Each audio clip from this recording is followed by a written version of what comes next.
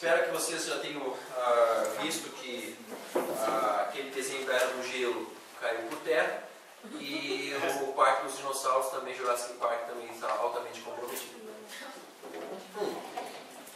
Falando um pouquinho ainda sobre dinossauro, eu não quero parar sobre isso porque existem alguns dados importantes para nós agora.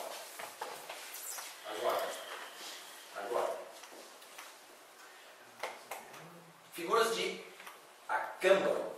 São uma coleção de mais de... eu acho que eu errei, não deve ser 32 mil. Será que é 32 mil peças encontradas nesse local, no estado de Guanajuato, México, na década de 1940? E que todas essas 32 mil não se encontram repetidas? Você não foi chinês, então, né? Acabei de excluir uma das hipóteses. 32 mil peças de dinossauros que não se repetem. Estatuetas, né? A maioria delas são de barro ou feito desse material. Vocês podem ver algumas ali. O mais interessante é que tenta adivinhar se encontrou espécies que só foram descobertas depois. Descobertas pela ciência depois, na década de 60.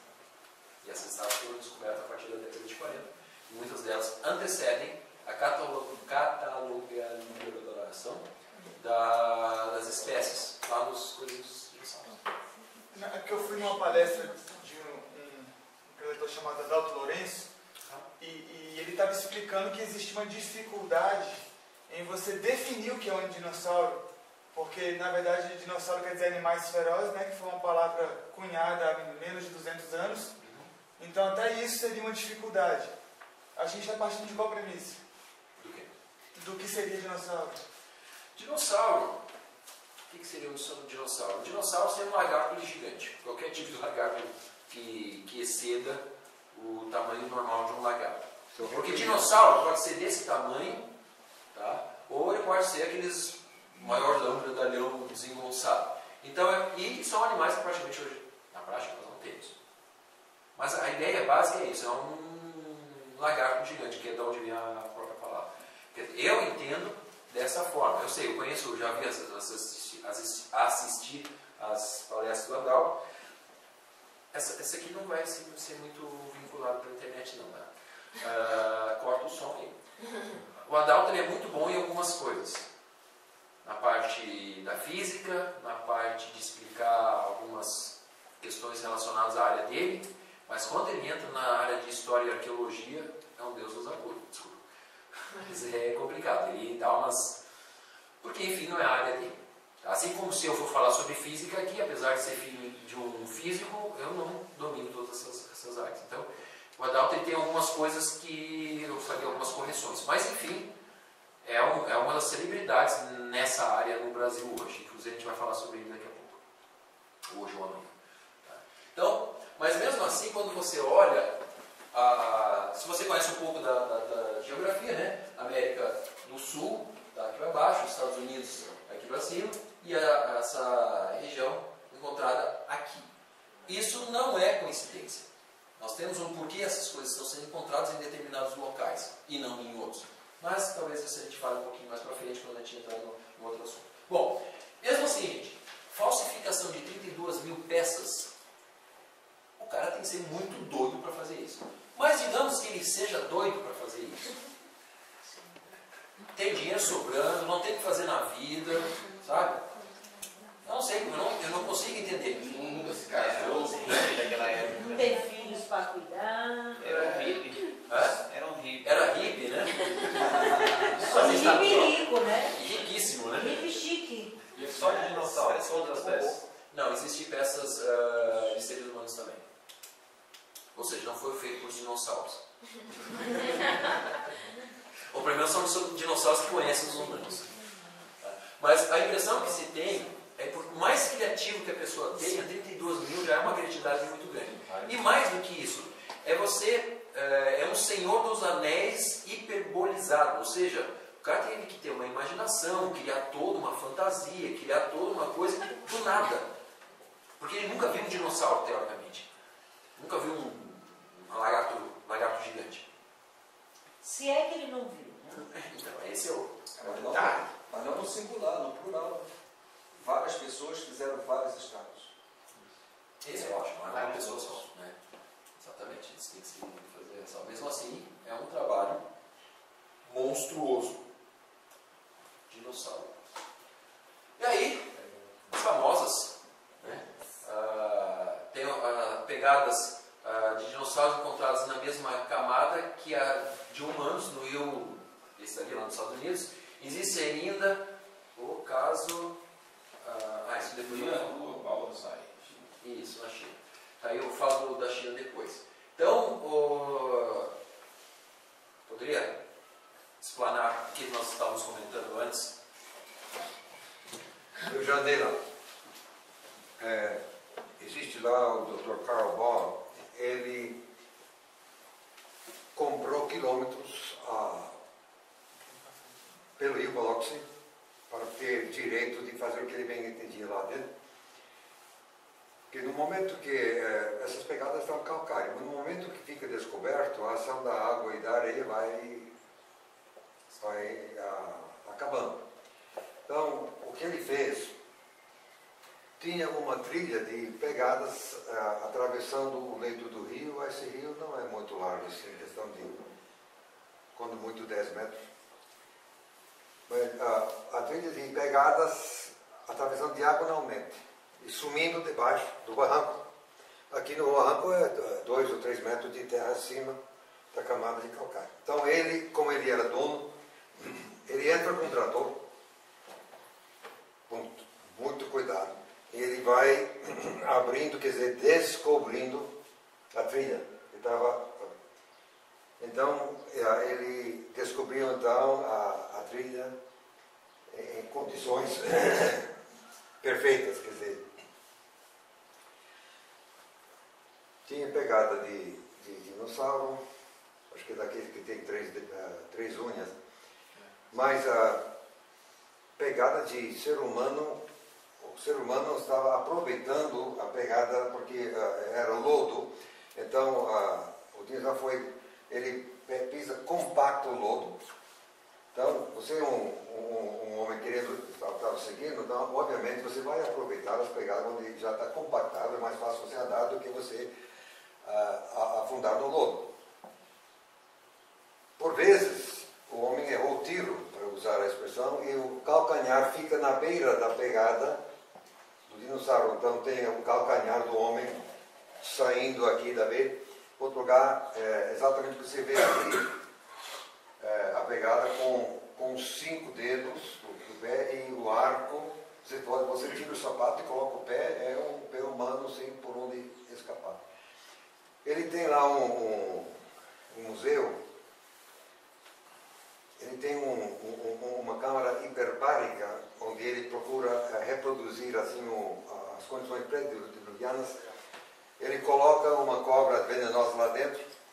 A pressão hiperbárica neutraliza o efeito do veneno. Isso é outro assunto. Mas, já que estou falando, ele encontra na mesma camada de terra fósseis de lepidodendron, que o pessoal chama de 500 milhões, e tal, coisa, dinossauro de 100 milhões, outra coisa aqui, gato de 10 milhões, tudo na mesma camada. Ele tem tudo isso lá. Simples. Simples assim. Não sei se vocês entenderam. Um dinossauro de 100 milhões estava correndo e depois um cara, há 5 mil anos atrás, aproveitou as mesmas pegadas. O lodo ainda não tinha secado, né? Nesses 100 milhões de anos aí, o lodo não secou, a camada do dinossauro ficou intacta e o cara correu em cima. Essa é uma teoria. Ou o bicho estava fugindo e o cara estava atrás do bicho. Simples. Não sei se vocês entenderam.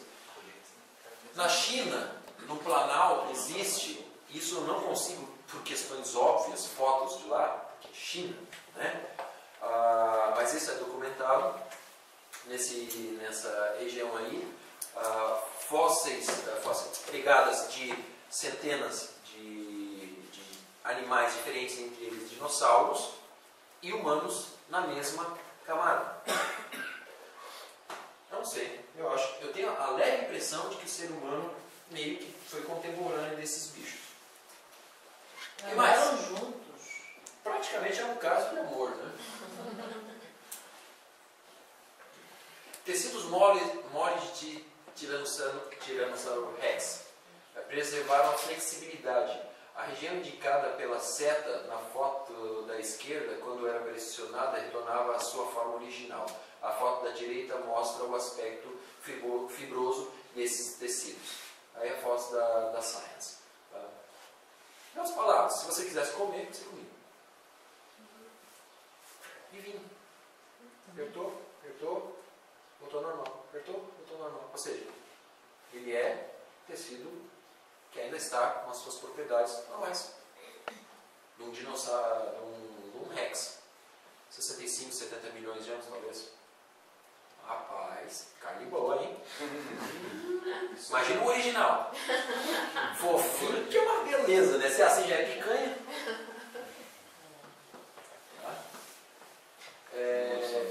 Mas você não está contente com isso? Lembra dos mamutes? Sabe que essa daqui saiu essas semanas. Eu literalmente coloquei no slide ontem. Ontem de manhã, você viu? Pesquisadores encontram fósseis com sangue de dinossauro. Um dinossauro dos restos fósseis de 75 milhões de anos de idade. Eles encontraram lá no Canadá, em Alberta. E isso aqui eu tirei do site mesmo, certo? Essa aqui é do History Channel. A descoberta é verdadeiramente estranha e incomum. Lógico que isso é incomum. Para eles, para mim não. Uma vez que os fósseis com essa idade costumam conservar apenas materiais duros, como os ossos e muito raramente tecidos suaves. Eu nunca vi essa história de tecido suave, só está começando agora. Que a gente falou do Tiranossauro Rex, e poucas vezes, é uma vez só que enfim. Tá? Apesar do mau estado de conservação dos fósseis, os pesquisadores puderam estudar o material encontrado e seus resultados, sem dúvida, contribuirão para o estudo das relações entre diferentes tipos de dinossauros, o aprofundamento da sua fisiologia, tal, coisa lá. Fantástico. Inclusive, conseguiram colocar aqui do caminho evolutivo que os levou a se transformar em animais de sangue quente. Vocês estão vendo que, logicamente, tem toda uma ideologia que está sendo passada pelas palavras que vocês passam por cima, mas os caras estão dizendo alguma coisa para você. Mas o que mais me chama a atenção é essa última frase aqui. Essa grande revelação sugere uma reavaliação das ideias atuais sobre o processo de fossilização. Informações valiosíssimas podem estar passando desapercebidas pelo fato de os pesquisadores não procurarem sangue ou tecidos suaves nos fósseis, por pior que seja sua conservação. Por que eles não? Primeiro, por que eles não procuram? Porque eles acham, logicamente, que qualquer pessoa sabe que um tecido ou sangue não vai ser encontrado depois de 75 milhões de anos. Você não vai procurar uma coisa que você tem certeza que não está lá. Mas, já que estão descobrindo, então vamos pesquisar. O que a gente vai fazer com isso? Não estou falando de mamute de 10 mil anos, estou falando 75 milhões. Só que o estado de preservação é igual ao dos mamutes, dos tal 10 milhões. Enfim, faça. Agora, essa daqui é boa. Eu confesso, quando eu olhei essa daqui, eu disse, não, o povo é criativo. Existe uma pintura rupestre, numa caverna, tá? Folha de São Paulo. Não sou eu que estou dizendo, certo? Pesquisa contesta a prova criacionista sobre a origem da vida. Então foi encontrada nessa caverna aqui, em Katna Bridge, sei lá como é que se... Eu não sou muito ruim nas minhas pronúncias, mas essa aqui é a foto da pintura. Tá? Só que tem um problema gravíssimo. Como que alguém pintou um dinossauro na caverna? Você nunca viu um dinossauro? Como? Aí, vão dizer, não, isso não é um dinossauro. Isso é uma cobra. E com o tempo, as chuvas fizeram com que a tinta borrasse e tivesse a forma de um dinossauro. As perninhas. Cá entre nós. que parece um dinossauro, parece. Não tá com cara de cobra, não. Uma cobra grávida. E grávida de trigêmeos, pelo menos, né? Então, olha isso daqui, gente. E como é que a tinta subiu para dar asa ao dinossauro? Não, isso é um outro detalhe. Você não atrapalha com a minha tese científica. Ou então a cobra criou a área. Outra cobra criou. Eu não sei se vocês conseguem perceber o quão ridículo eu posso chegar. Porque mesmo que ela escorreu, mas vocês podem ver que ela escorreu uniforme. No sentido assim, principalmente nessa aqui, ela correu, parou num lugar quase como se passasse a régua. É que teve um terremoto que passou, tirou um pedaço de baixo. Fica mais difícil a explicação. Esse pedaço que escorrido, a tinta, a pedra caiu. Aquele asa lá é o mesmo, o cara voltando no dinossauro lá. Isso aqui é um raio. Ele representou um raio que caiu nas costas da cobra. Mas o que é esse negócio aí de cima? Não sei. Olha, eu desenhando dinossauro não faço tão bem o dinossauro quanto o cara que fez isso aí. Porque eu sou daquela época dos palitinhos, né? Que ele faz só.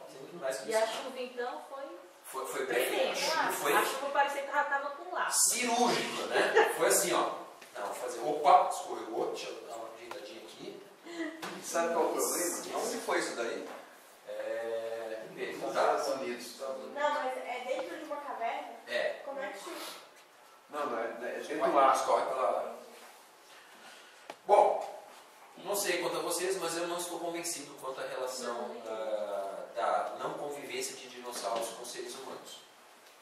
Como isso se deu, como que aconteceu, isso é um estudo à parte, que a gente vai falar muitos estudos à parte, mas isso é outra história. O fato é que existe material e agora as interpretações você faz o que você quiser, tá? As suas interpretações. Você, inclusive tem observações, você pode fazer anotações, né, dinossauros, quantidade, tudo bem? Gente, não tem tempo, vou ter que tocar o barco para isso, me desculpa, mas eu tenho que falar de peixe. Você cansou de dinossauro? Vamos falar de peixe. Vai dar fome agora. Peixe, peixe de viado. Conchas e montanhas. Peixes, conchas e montanhas, nada a ver uma coisa com outra.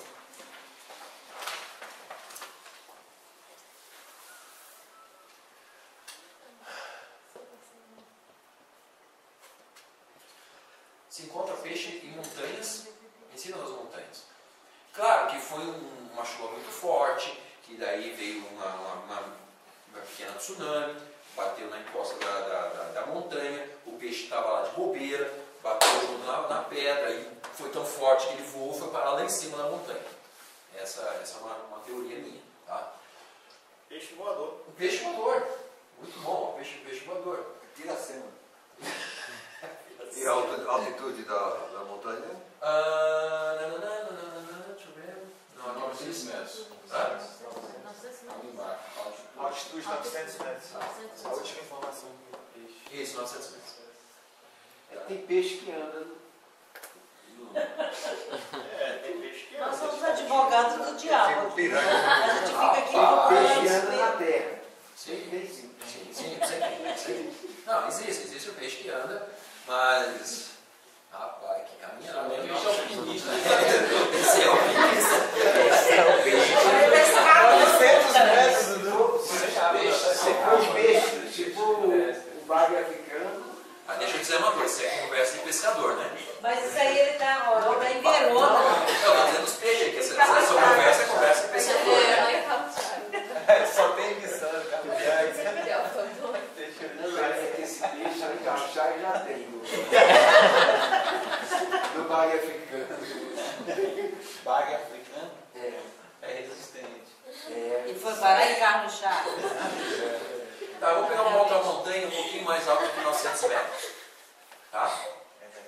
O Everest, com seus 8.847 metros de altura, tem seus picos eternamente descobertos de neve. Todo mundo sabe disso. E para lá não voa nem a águia nem qualquer outro pássaro. Não existe nenhum pássaro que vá a essa altitude. Tá? Contudo, entretanto, porém, no entanto, cientistas do século XIX descobriram que até o ponto onde escalaram as rochas continham esqueletos de animais marinhos, peixes do oceano e conchas de moluscos.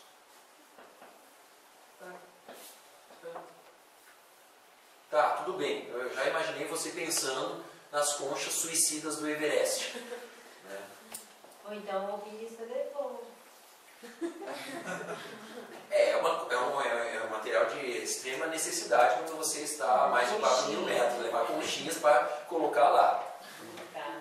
Brincar. Mas não é só no Everest. Esses mesmos alpinistas loucos levaram para outros lugares como Alpes e Andes. Rochosos. Os caras não tinham que fazer na vida. Mas isso é fato. Como que você explica isso? O evolucionismo vai dizer o seguinte: há bilhões de anos atrás o Himalaia não existia, ele era o fundo do mar. Ao longo de milhões e milhões de anos, o fundo do mar foi subindo. Foi subindo. Milhões de anos foi subindo. E por isso que lá tem conchas, porque antes era o fundo do mar, agora é a cordilheira, então lá tem conchas. Pronto, sobre a questão. É uma boa explicação, se você considera que o Himalaia foi feito em milhões de anos. Agora, se você prova que o Himalaia não foi feito em milhões de anos, a coisa arrebenta. E não é muito difícil de você provar isso, mas eles nunca vão acreditar. Então, Himalaia, Andes, Rochosas, Alpes, você vai encontrar material marinho lá em cima. Tudo era fundo do oceano? Que coisa. Esse material está exposto em algum museu? Material exposto em algum museu? Esse material que foi encontrado aí no Everest? Não tenho ideia. Mas olha, se nas montanhas tem restos de animais marinhos, rapaz, isso aí não. Já encontraram esse tipo de coisa assim incontavelmente. Isso daí pode assumir como fato incontestável. Isso eu já li, já tem informação mais do que suficiente sobre isso. A questão é como que foi parar lá. Se está lá, está. A questão talvez que possa ser feita uma pesquisa em torno disso, sim, em algum lugar se encontra isso em exposição. Eu não tenho esse dado, porque é a primeira vez que me fazem essa pergunta, então é só uma questão de pesquisar se tem. Se tem, no versão 2.0 a gente coloca o lugar. Tá? Mas eu não tenho. Não, isso aí é amplamente comprovado. Então, peixe, conchas, etc., ninguém questiona, nem os evolucionistas. Por isso que eles explicam a questão do fundo do mar. Tá? Mas não é como que foi parar lá. Bom, eu tenho um blog que fala, eu tenho um artigo que fala sobre baleias e tubarões nos Andes. Você nunca ouviu falar das baleias dos Andes? Baleias escaladoras, tubarões. Essas baleias, uma das baleias que foi contada, acho que a 900 metros, já é antes, mas enfim, não é numa altitude muito grande, ela é considerada a maior baleia já encontrada no mundo. Ela praticamente pegava uma baleia das nossas hoje e espalitava os dentes com ela. Ela é enorme. Enorme, acho que é a menor. Tem que ver os números, é 30 metros, então é enorme a baleia. Mas isso não somos nós que estamos dizendo, são os próprios cientistas. Esse dado dessa baleia foi encontrada esse ano, em 2015, no final de 2014. Enfim, eu estou tão perdido.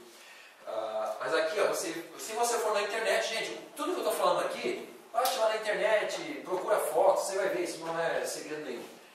Aqui tem um fóssil de uma baleia. Existe uma região perto, adivinha de que? Região rica em Nazca, né, onde foi encontrada fósseis de baleias e eles não sabem como as baleias foram parar lá.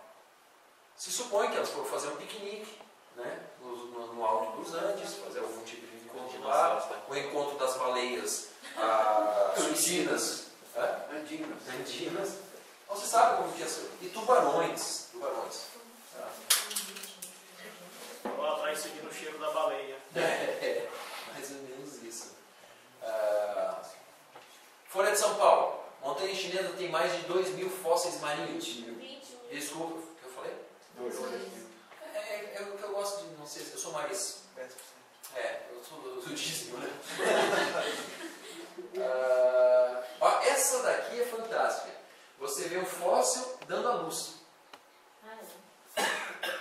você acha que isso aqui é o quê? Quarentena. O fóssil e ele está dando a luz. Agora, convenhamos, uma situação complicada para ser fossilizado, né? Eu estou parindo aqui, mas tudo bem, eu vou morrer, vamos fossilizar tudo, vamos. Na metade do processo. Na metade do processo.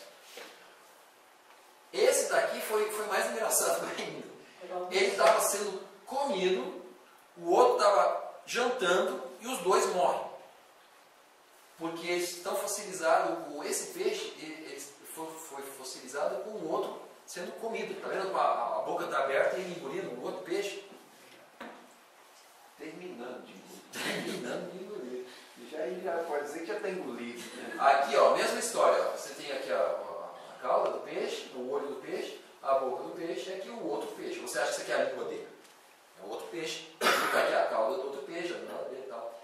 Então, é interessante como você encontra esse tipo de fósseis enquanto comiam, enquanto davam a luz e etc. Ou seja, esses animais são mortos de forma repentina e totalmente... É como se eles tivessem sido jogados no nitrogênio líquido. Exatamente. Vamos fazer uma coisa mais Spielberg, né? Vamos jogar no nitrogênio líquido. Mas como é que você explica isso? Complicado. E aqui eu vou entrar na minha matéria mesmo, que já deveria ter falado lá atrás. Quantos já ouviram falar das hidroplacas? A teoria das hidroplacas. Bom, quem assistiu a Dalton já sabe de quais são as. Mas eu creio que a Dalton não chegou a todos. Existem duas teorias a respeito da formação geológica da crosta terrestre. Existe a teoria das placas tectônicas ou tectônicas de placas e a teoria das hidroplacas. Para não dizer que eu nunca uso Bíblia, porque eu sei que já estão me olhando atravessado, só peixe, pedra, dinossauro e tal. Pastor. Então, eu resolvi usar a Bíblia dessa vez, tá? Só para dar aquele tempero, não tá, né? Vamos abrir em Gênesis 1, 9 a 10. É aquela voz de um arcanjo com muitas águas, ali vai vir esse texto. Não, Gênesis 1, 9 e 10. Tem os seus smartphones, celulares em Gênesis 1.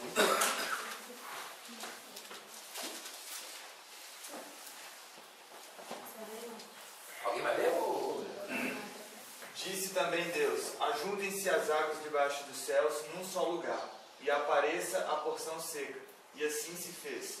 A porção seca chamou Deus terra, e ao ajuntamento das águas, mares. E viu Deus que isso era bom. Ok, muito obrigado. A ciência descobriu algumas décadas atrás que no começo existia uma coisa que eles vão denominar de Pangeia. Pangeia era era um super grande continente, tá? E que depois foi fragmentado ao longo de milhões de anos, que se formaram hoje os continentes que nós conhecemos. Mas originariamente existia uma Pangeia e uma, sabe como é que se vai chamar? Pan-oceânica, não me lembro agora o nome que eles dão, que existia um oceano e uma terra seca. Só que esses caras nunca leram Gênesis 1, 9 e 10, porque se você leu atentamente, aí está escrito o quê? Uma porção. Uma porção no singular, certo? De terra. Uma porção. Ou seja, você não tem porções, você tem porção. Se é singular, singular é um, certo?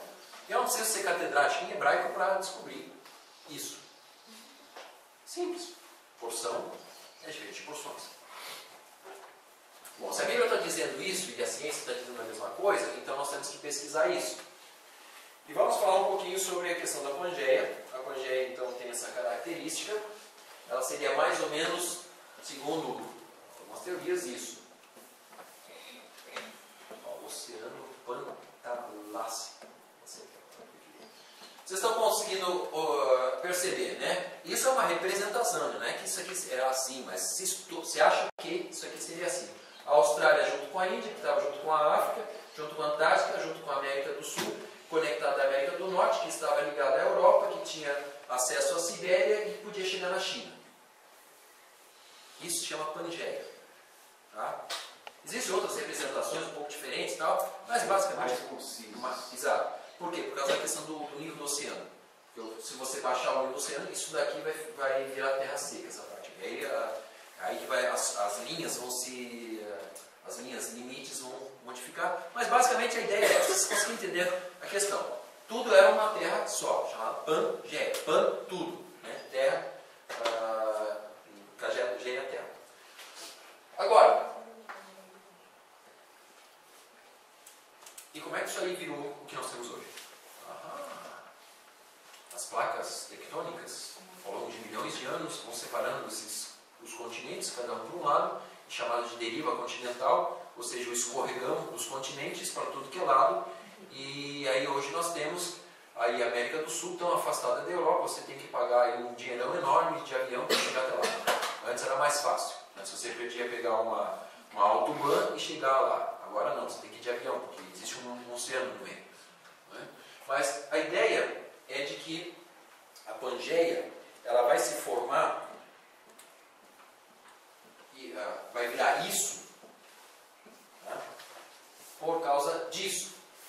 A crosta terrestre teria se quebrado como uma casca de ovo e essa casca de ovo teria se expandido e a expansão, o que acontece? Se você tem alguma coisa fraturada e aquilo vai se expandindo, a ideia é que vai também se separando, certo? Então, há uma rachadura aqui, todas as partes azuis são rachaduras, e dessas rachaduras você tem movimentos de separação no azul e de contração no vermelho. Tá? A teoria das hidroplacas diz exatamente isso. Ao longo de milhões de anos, isso daqui vai se separando. Por isso que hoje os nossos continentes... Hã? Isso, teoria das placas tectônicas. Mas a teoria das hidroplacas vai dizer a mesma coisa, só que não ao longo de milhões, mas ao longo de, quem sabe, semanas, ou meses, ou talvez até anos, para ocorrer essa separação. Essa separação ainda está ocorrendo? Está, acho que é 1 centímetro por século, vamos dizer assim, que se separa. Tá? Não sei como que os caras conseguem medir da África até aqui no Brasil 1 centímetro em um século, porque aí você vai dividir 1 centímetro em um século, quanto é que tem que se dividir, quanto é que tem que se separar por ano. Enfim, né? Uma precisão muito grande, eu consigo entender isso, mas é isso que eles estão dizendo. Bom,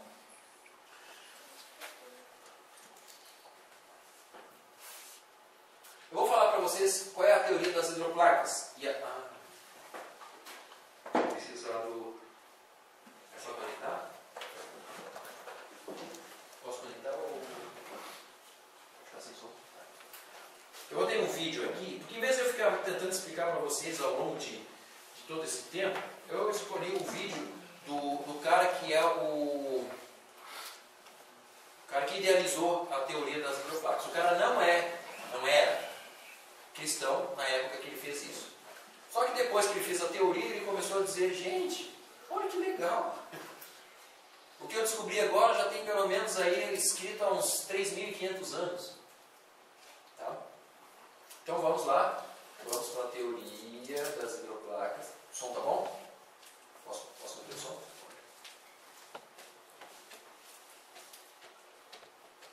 Originalmente produzida para a televisão, esta série procuramos o diretor aposentado de um dos principais laboratórios de pesquisa e desenvolvimento do Departamento de Defesa, o Dr. Walter Brown. Podemos ver em nosso planeta 17 aspectos muito estranhos, que podem agora ser sistematicamente explicados como sendo resultado do cataclismo de um dilúvio global, cujas águas irromperam de câmaras subterrâneas com uma liberação de energia, excedendo a explosão de 10 bilhões de bombas de hidrogênio. Essa explanação nos mostra quão rapidamente as maiores montanhas se formaram. Ela explica os depósitos de carvão e óleo e a rápida deriva dos continentes. No piso do oceano existem enormes valas e centenas de fendas e vulcões. Isso explica a formação de camadas e da maioria dos fósseis dos mamutes congelados, a assim chamada Era Glacial, e os maiores cânions, especialmente o Grand Canyon. A Terra pré-diluviana provavelmente tinha apenas um enorme supercontinente coberto com viçosa vegetação. Havia mares e rios principais. As montanhas eram menores que as de hoje, mas talvez com 2.700 metros de altura. De acordo com a teoria da hidroplaca, a Terra pré-diluviana possuía muita água subterrânea, cerca de metade do que tem agora em nossos oceanos. Essa água era contida em câmaras interconectadas, formando uma placa delgada esférica com cerca de 800 metros de espessura, talvez a 16 quilômetros abaixo da superfície da Terra.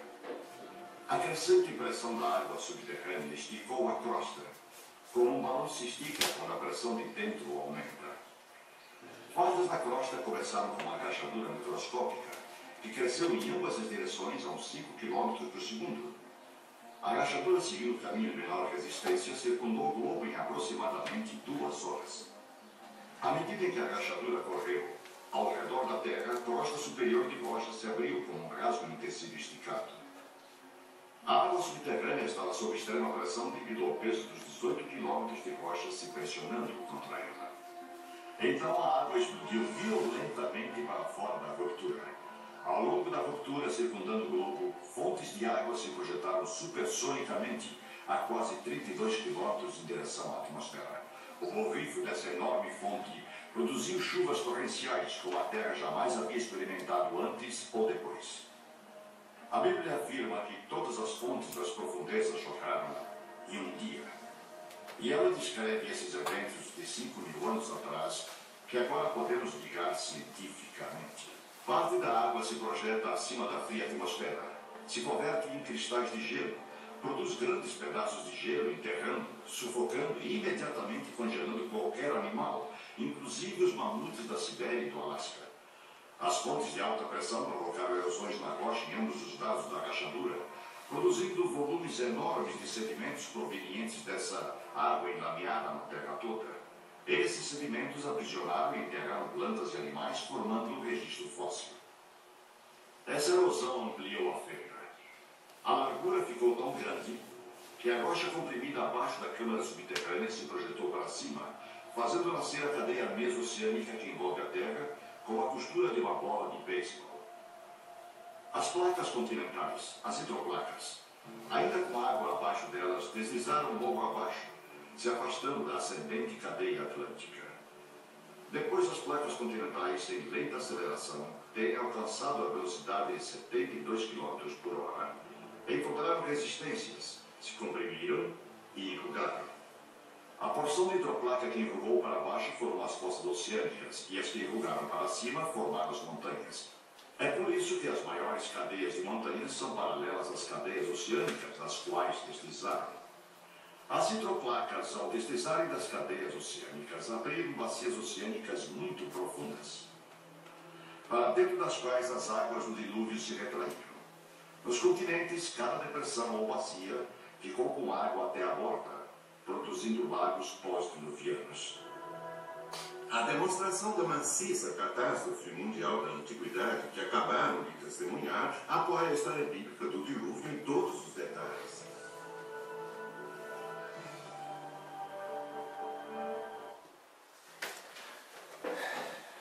São 10 horas de explanação sobre isso agora, explicando tudo que a gente tem falado até aqui.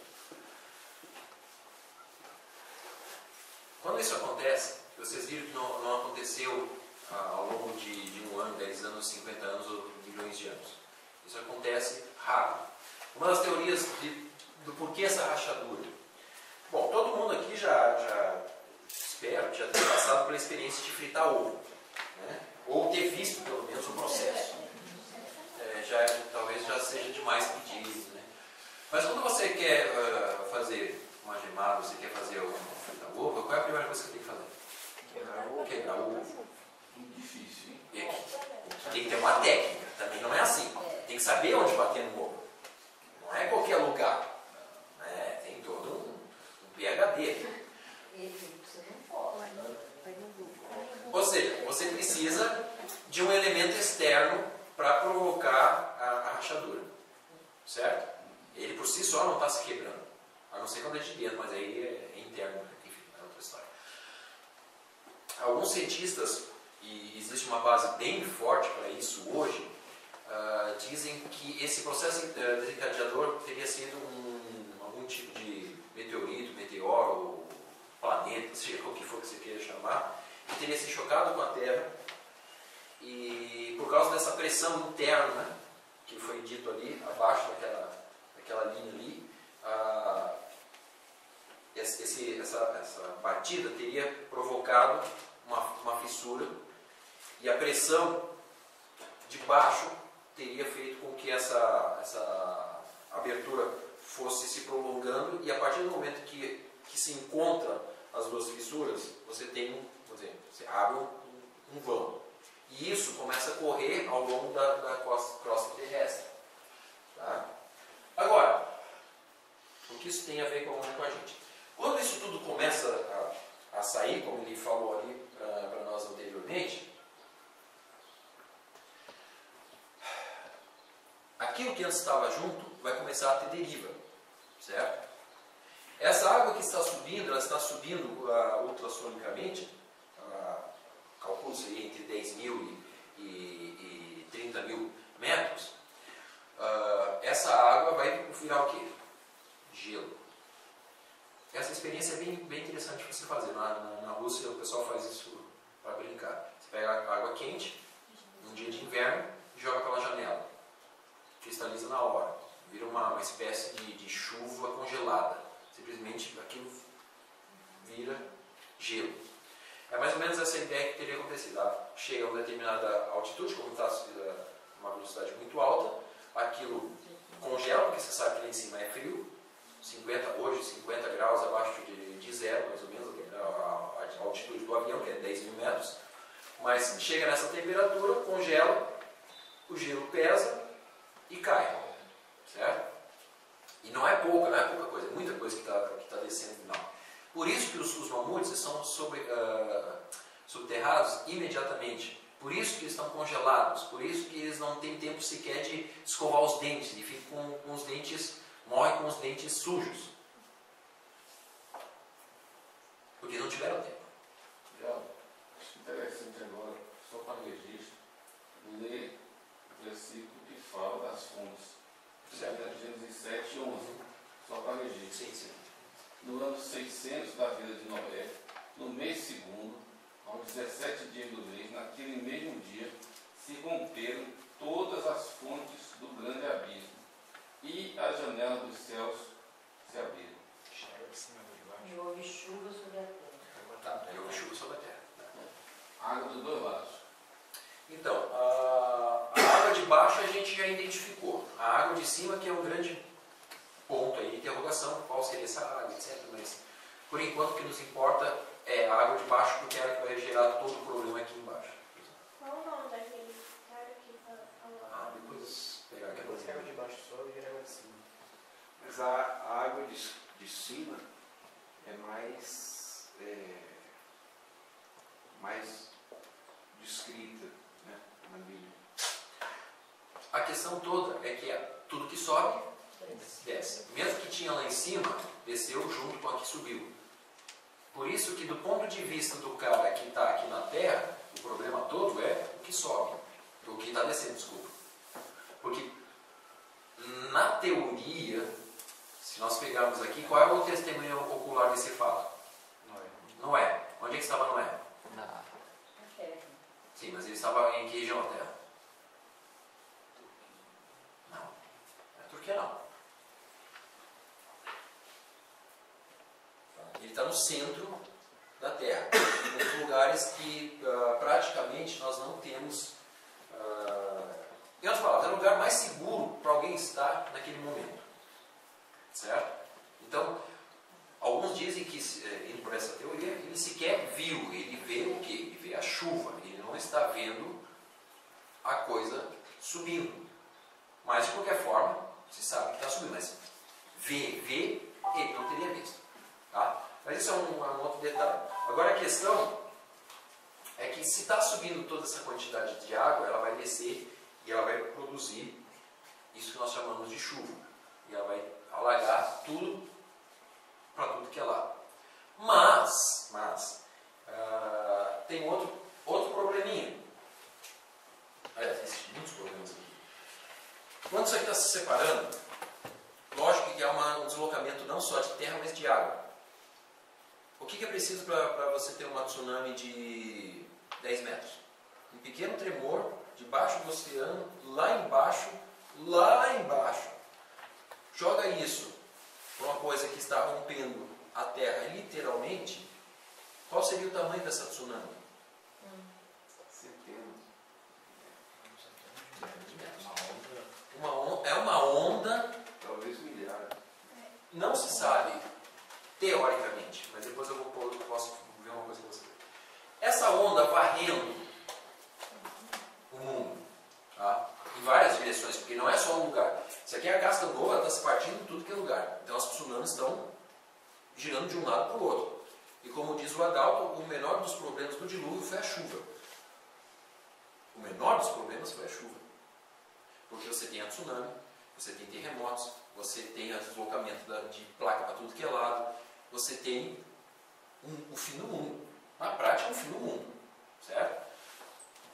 E essa tsunami, ela vai fazer o quê? Ela vai carregar tudo que tem na frente. A cavitação. Simplesmente tritura tudo. Exatamente. Bom, quem viu o que aconteceu na tsunami que deu lá na Indonésia, a foto anterior e a foto posterior, você já tem uma ideia. Uma de 9 metros, acho que foi a tsunami da Indonésia. Então, por isso que, quando você vai para as regiões polares, você vai ter o quê? Sedimentação de quê? Mamutes, bichos, árvores e tudo mais. O que seria isso, segundo a teoria? Nada mais é de que aquilo tudo está sendo levado, mas chega um momento que a tsunami, ela volta, porque ela vai voltar para o seu local, assim dizer, o natural. O que foi até lá é deixado, e alguma coisa ainda na volta você tem. Por isso que quando você vê lá os mamutes e tudo mais, você vê os rinocerontes e todas aquelas coisas lá, você vê uma linha mais ou menos até onde aquilo teria chegado. E depois, para trás, você vai ver pouca, mas você ainda vê, e quanto mais para dentro, menos, porque a água está voltando. O que tinha para levar, levou. O que está voltando são os sanituros e tudo mais. O tsunami, enquanto está andando no mar, ele não transporta, a água não está se movimentando, só a onda, né? Ela só passa a ter o movimento da água quando ela vira para a terra. Sim. É igual a onda. Então, por isso que nós temos aqui árvores que estão sobre a terra, animais que estão sobre a terra, são coisas que estão sobre a terra. Isso é exatamente essa coisa. Ela vai varrendo tudo. Chega um momento que ela vai ter que voltar. Então, assim, isso explicaria a grande quantidade que nós temos na região dos polos, principalmente no Polo Norte. Ou seja, seria um testemunho dessa ida, leva tudo e a volta. Por que as pedras erráticas estão onde estão? Onde é que a gente encontra as de pedras? energia, né? A energia que vai é maior do que que volta. Mas onde que nós encontramos elas? Nas planícies, mas nós encontramos elas mais para as regiões do norte, certo? A gente viu antes, norte, Canadá, Polônia, etc. Tá? Agora, por que no Brasil? Porque você tem, onde que rachou, onde que teve um grande rachão? No Brasil. No Brasil, lógico, tinha que ser no Brasil. Como é que a gente sabe que é uma rachadura? Simples, você pega e encosta o Brasil na África, não precisa ser muito gênio para descobrir que isso daqui se encaixa perfeito, certo? Só que não é só isso. A crista oceânica, mesoceânica, tem o mesmo, aqui está, se você pegar o Google Earth, você vai ver, ela tem o mesmo contorno da África e do Brasil. Isso significa que foi por ali que a coisa se expandiu. Entendeu? Rachou aqui e o contorno dos dois vai ser exatamente o contorno da rachadura. Porque vai rachando e vai saindo para cá, não tem nada de novo. A mesma rachadura, a mesma linha da rachadura vai ter nos dois lados. Outra coisa, por que nós temos Andes estão aqui e as rochosas não estão aqui? Justamente porque quando você vai para o fundo do oceano, gente, tem dúvida? Vai no Google Earth, você vê direitinho as falhas do fundo do oceano. Tá? Você vai ver que aqui existem placas de contenção.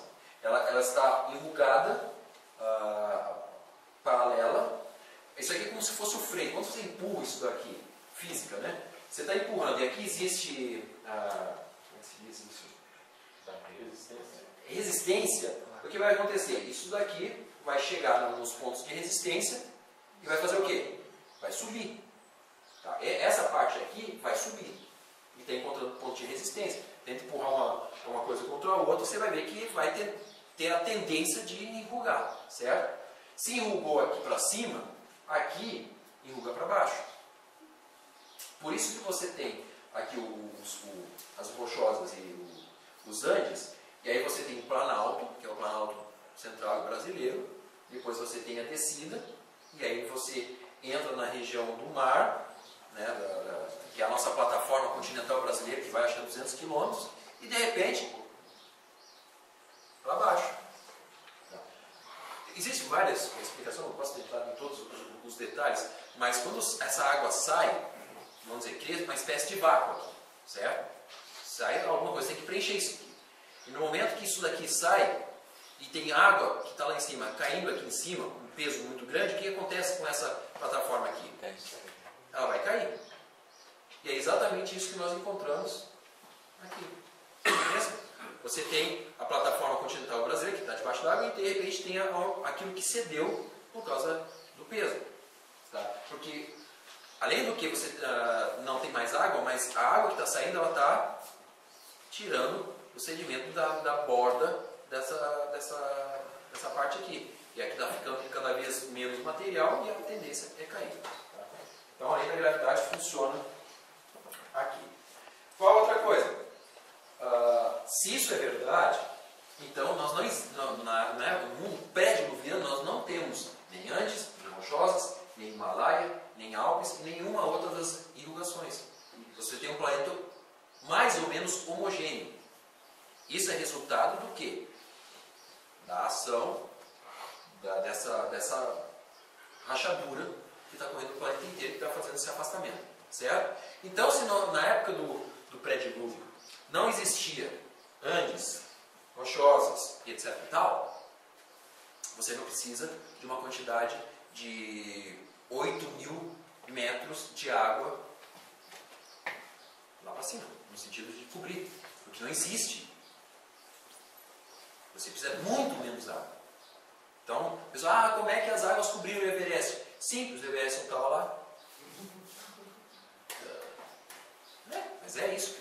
O cálculo que se faz hoje diz que a altitude máxima que deveria ter para que o sistema não entrasse em colapso e tal é de aproximadamente 2 km, a altitude do pico mais alto que a Terra teria. É uma diferença enorme para 9.000 metros, que é o Everest. Considerável, né? Isso nos padrões de hoje. Então você vê que tudo isso, existem outras coisas que eu posso falar, mas como que nós sabemos disso também? Quando você vai nos Andes, quando você vai nas rochosas em outros lugares, você vai ver que a rocha, os estratos dela não estão na horizontal somente. Elas estão envergados, os estratos. O que significa? Que quando aquela montanha estava sendo formada, o material ele ainda estava em estado maleável, ele não era rocha, vamos chamar de magma. Né? Então, esse material ele está em estado maleável, e essa compressão vai fazer o quê? Com que esse material que deveria originalmente ficar em estados normais, ele está assim, ele começa a se enrugar. E você vai nas montanhas, não precisa nem das montanhas não, aqui no Brasil você vai ver, nas estradas você faz um corte, você vê que eventualmente elas não são retas, algumas são, mas elas não são totalmente retas. Você vai ver que existem ondulações, porque o quê? Compreensão ou das montanhas, do próprio camada que está sendo sedimentado lá. Tá? Então, as evidências mostram que isso ocorreu de uma forma rápida. E onde é que eu vejo isso? Os fósseis. Onde nós temos fósseis?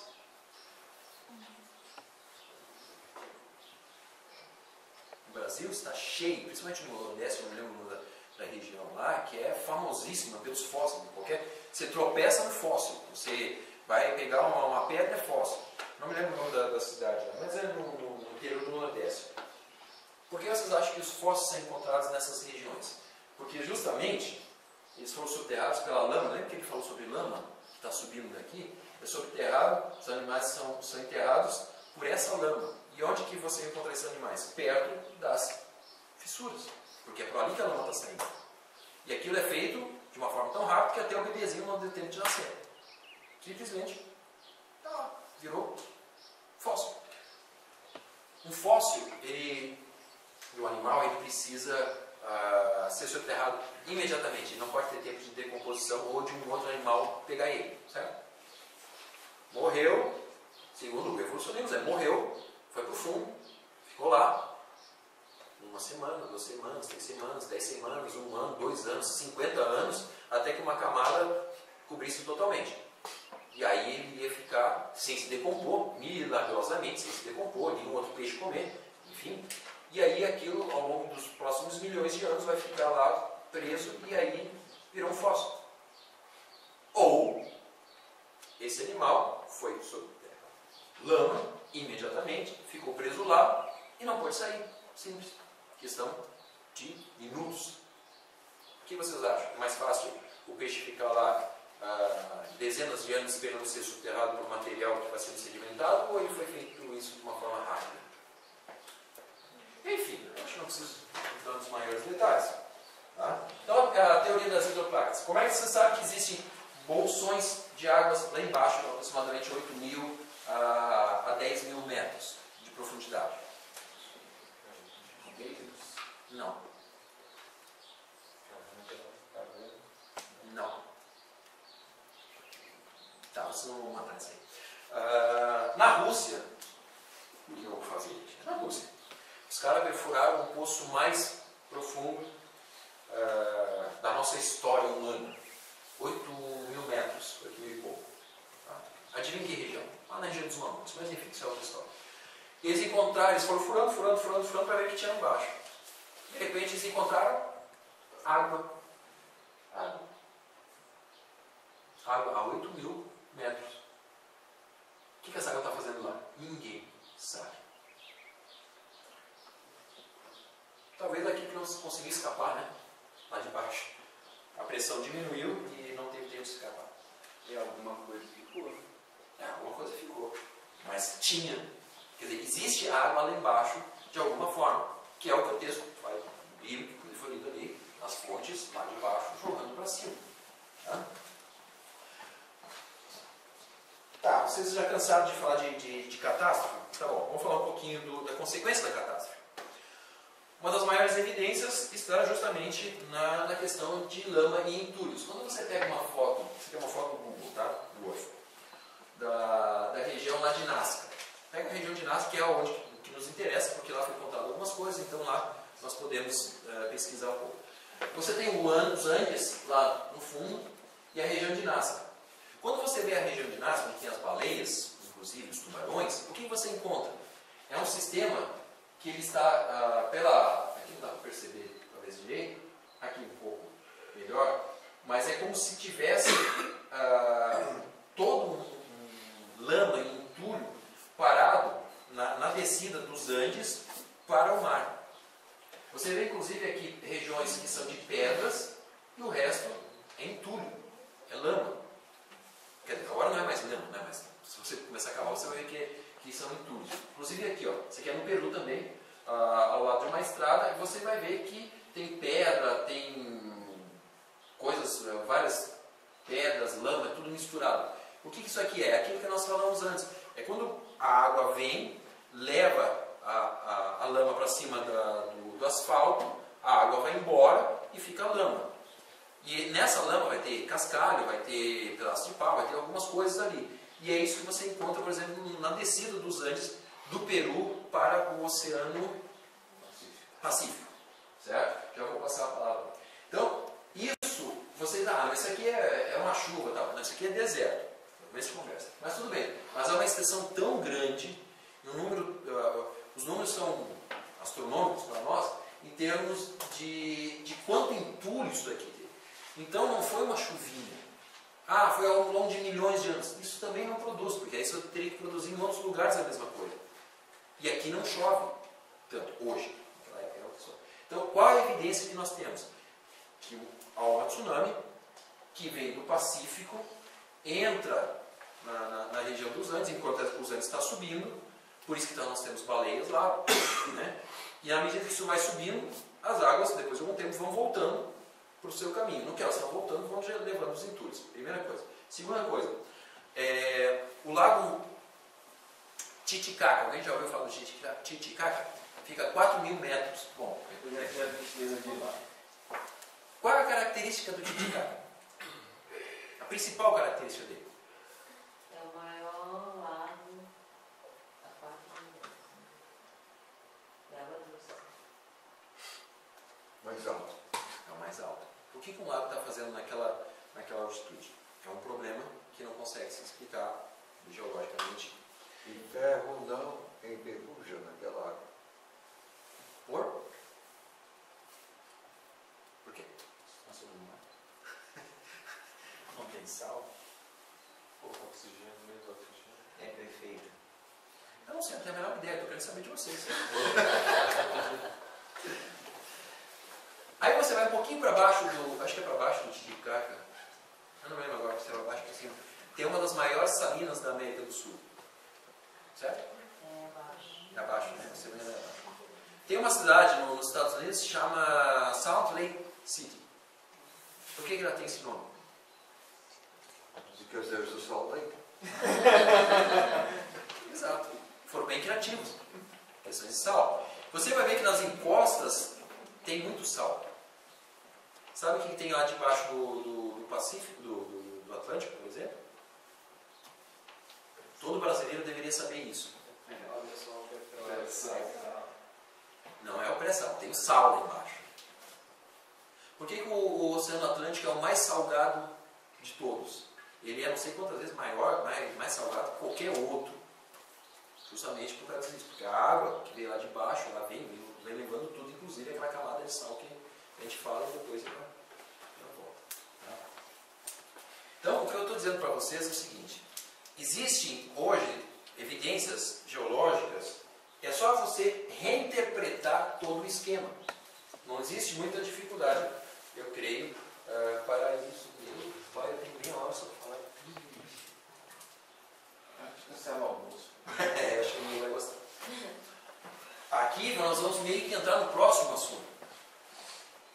Métodos de lamas e entulhos cobriam e encobrem ainda algumas pirâmides no México. Seriam testemunhas de uma catástrofe global? Os arqueólogos dizem que elas foram enterradas pelos maias para proteger os locais sagrados da chegada dos espanhóis.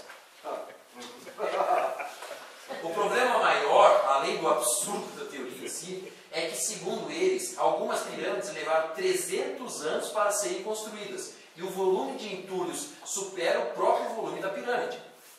Então, os índios lá, os maias, eles tiveram que prever a chegada dos espanhóis em algumas centenas de anos. Mais de 300 anos.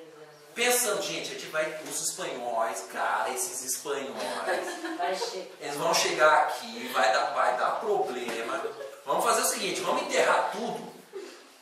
Ah, mas eles vão vir. Não vem. Tenho certeza, né? O meu signo está dizendo que eles vão vir. E eles enterraram tudo ao longo de vários anos. Certo. Essa é a teoria.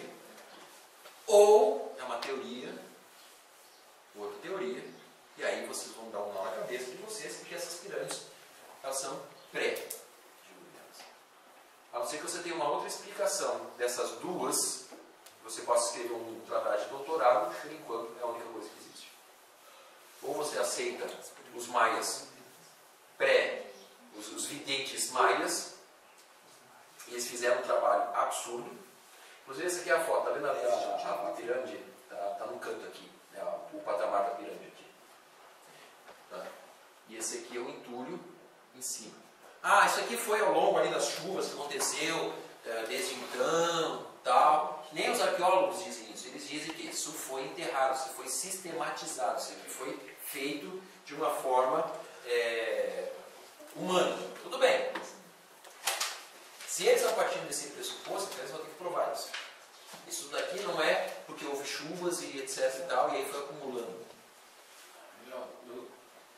Formação em engenharia civil. Uma das coisas que eu tenho uma boa noção é a movimentação de terra.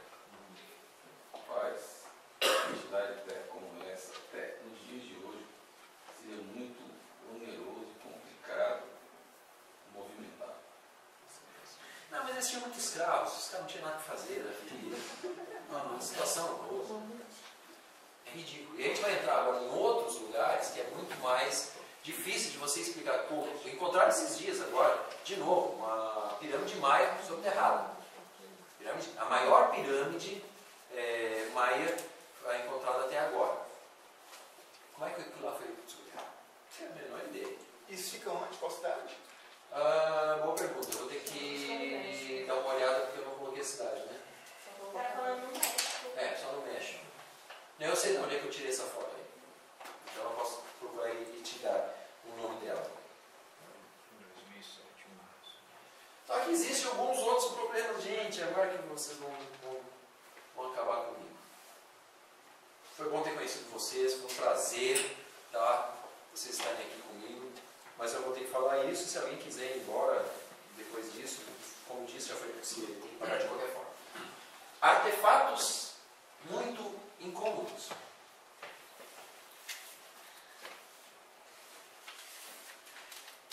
Livro chamado A História Secreta da Raça Humana.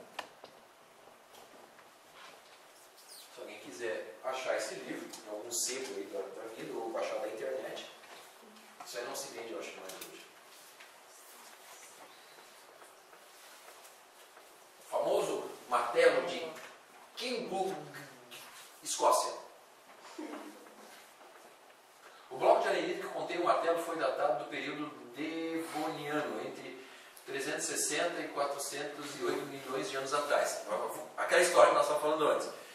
Quantos anos tem essa pedra? Quantos anos tem esse martelo? Quantos anos tem essa pedra? Então, ela foi encontrada num bloco datado disso aí, 360 milhões de anos. Isso significa que esse martelo data antes dos próprios dinossauros, que surgiram apenas no período Triássico. Família Dinossauro, então, era um reality show. Isso.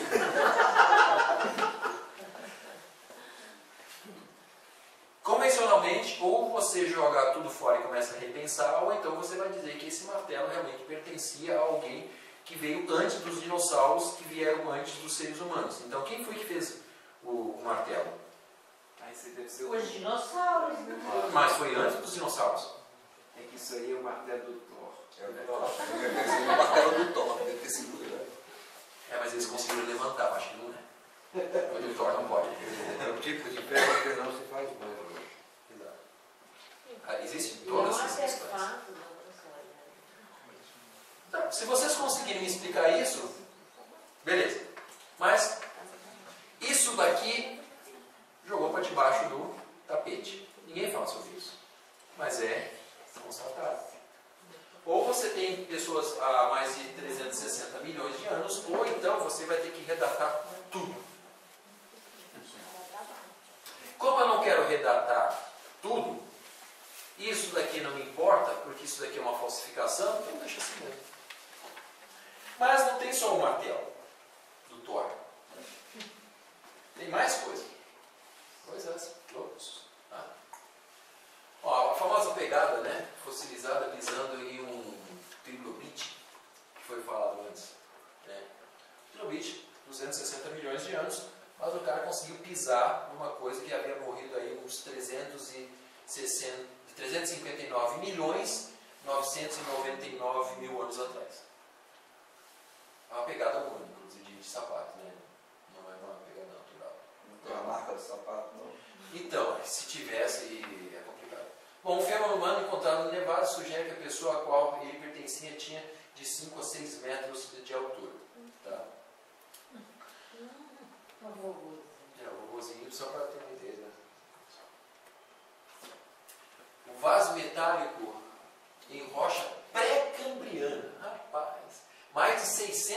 milhões de anos de idade.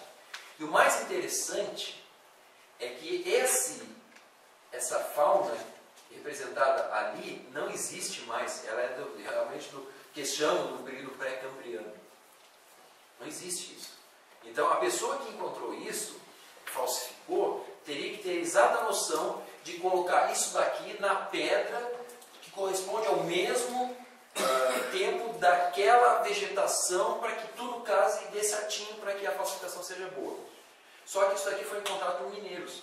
Uma pedra que os caras explodiram lá, voou um pedaço para um lado, voltou um pedaço para o outro da pedra, e no meio da pedra encontraram o quê? Os mineiros estão em tudo quanto é lugar. É, rapaz, o problema que eu estou falando. Os meninos não falam nem do cearense, né? Ricardo Chaves. Se eu não me engano, foi na Alasca que eles encontraram isso. Eu teria que ver agora. Mas essa aqui, curiosamente, isso daqui desapareceu. Sumiu? Sumiu. Desculpa, sumiu. Não, tiraram uma foto, tal, coisa, fizeram uma pesquisa, mas há alguns anos, algumas décadas atrás, simplesmente sumiu do museu. Aliás, sumir peças de museu não é algo raro. É só aquela coisa que está lá me dá problema que magicamente aquilo sai da vitrine. Sai.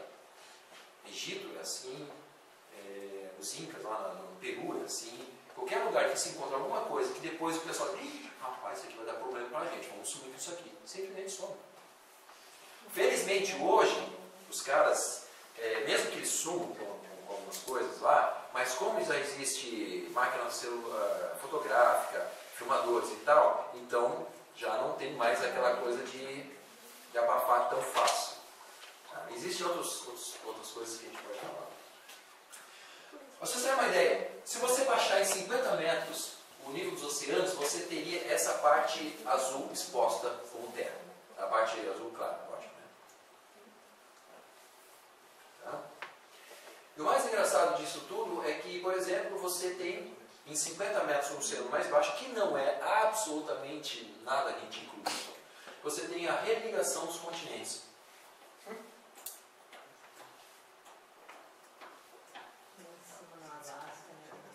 No mínimo interessante, você vê a Europa reconectada com as Américas, você o Alasca reconectado, você tem praticamente a Austrália reconectada e etc.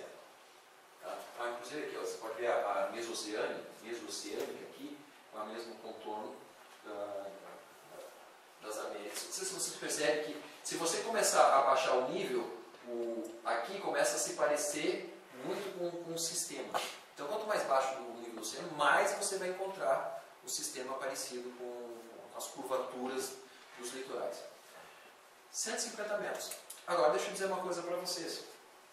Você acha que 150 metros é uma coisa impossível? Não é uma coisa impossível, porque existiam populações a 150 metros abaixo do nível, e nós sabemos disso. Hoje, no Mar Negro, vamos falar do Mar Negro, que fica perto de um país, não vou dizer qual, né, no qual eu vivi 6 anos, mas no Mar Negro eles descobriram um pouquinho mais de 150 metros do fundo do mar, uma aldeia. Uma aldeia.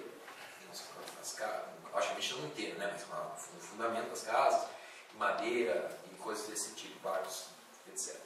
Você vai dizer, rapaz, mas sabe por quê? Porque o Mar Negro ele tem 2 camadas de água. Ele tem uma camada lá de cima, que é a camada forte que a gente vê, né? E uma camada mais ou menos a 100 metros, 100 e poucos metros, é uma camada que se diferencia dessa camada superior, porque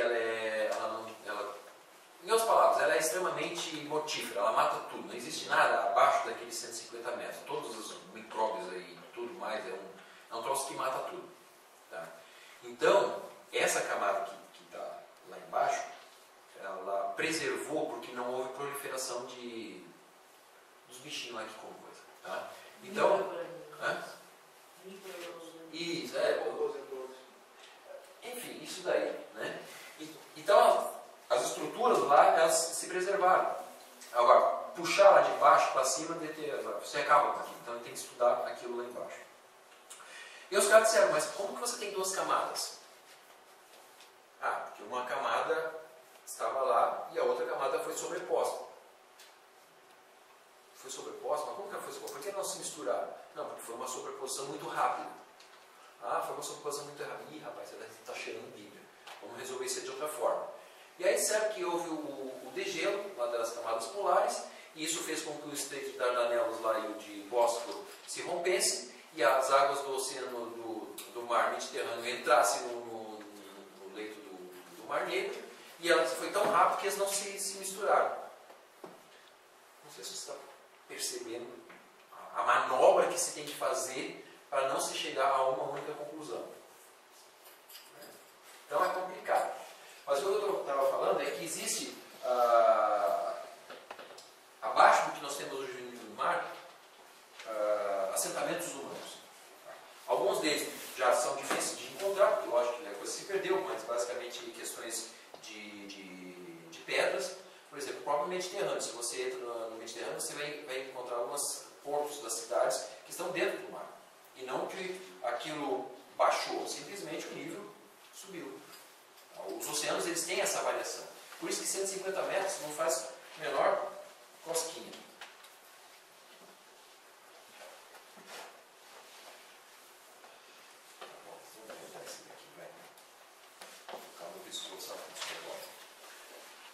Bolívia. Tiwanaku e Pumapum. Quem já ouviu falar de Tiwanaku e Pumapum? Ninguém ouviu, gente. O que vocês fazem no tempo livre? Vocês ficam passeando querendo os mamutes?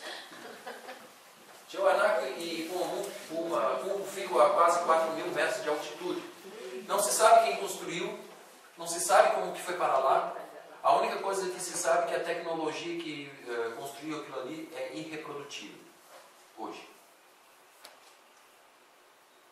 Mas está lá.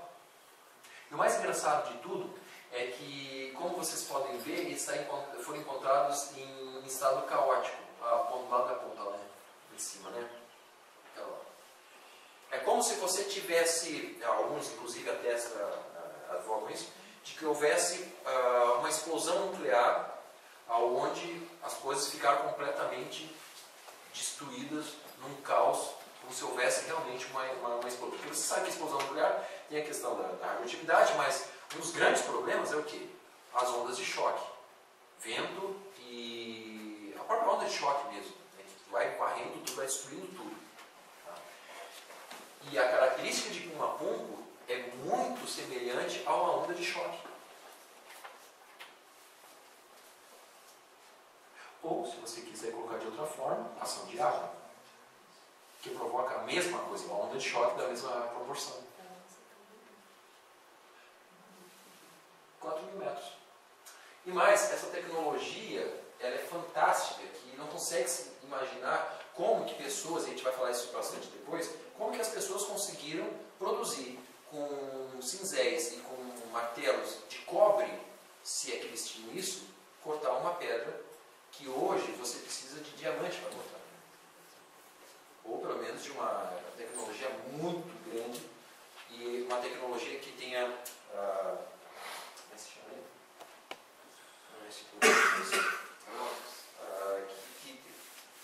Que roda uma... Como é que se chama essas coisas que você corta?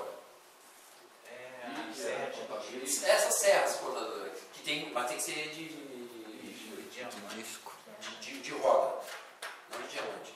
É circular. Circular, essa é a circular que chama, né? Por quê? Para você cortar com a precisão com que isso daqui é cortado, e a gente vai falar depois, o que ficou lá só pode